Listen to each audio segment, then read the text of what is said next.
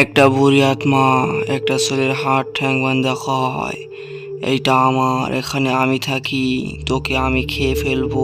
আজকের এই ভিডিওতে আমি আপনাদেরকে ভূতের গল্প শোনাবো। এই গল্পটি শুরু হয় আজ থেকে 2 বছর আগে।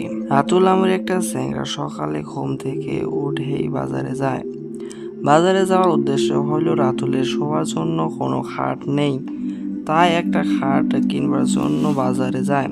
বাজারে খাটের দোকান থেকে একটা খাট কিনে বাড়িতে আনে।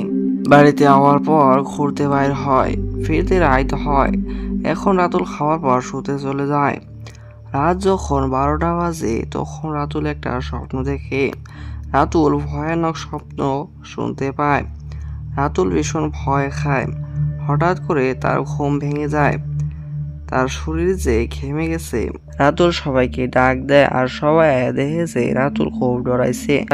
শোবার কয়া সবাই চলে যায়।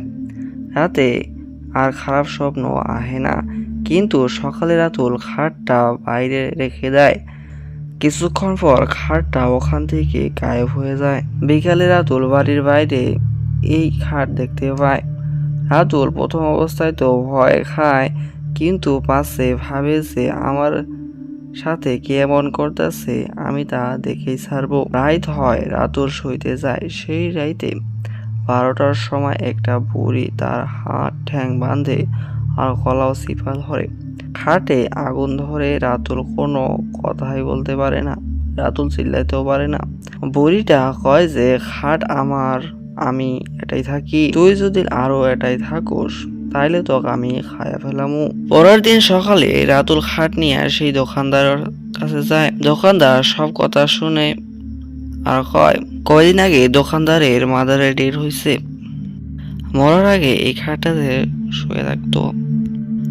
সবকিছু জানার পর ওই খাটটা ওখানেই রেখে দেয়।